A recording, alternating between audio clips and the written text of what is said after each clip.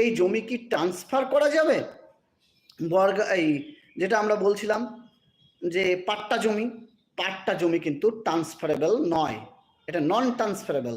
কারণ আপনি ট্রান্সফার করতে পারেন না, এটা আপনার ব্যক্তিগত সম্পত্তি নয়, এটা সরকার আপনাকে বসবাসের অধিকার দিয়েছে এবং আপনার জীবন সত্ত্ব পর্যন্ত, অর্থাৎ আপনার জীবন পর্যন্ত এটা ভোগ করার অধিকার দিয়েছে। তাই এই জমি আপনাকে সরকার দিল আর আপনি আবার অন্যজনকে বিক্রি করছেন, এটা হতে পারে না বা এটা আপনি করতে পারেন না।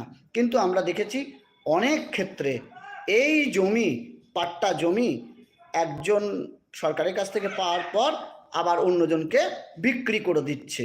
এটা কিন্তু সচরাচর ঘটছে, কিন্তু এটা ঘটা উচিত নয়, কিন্তু তা সত্ত্বেও ঘটে যায় এগুলো।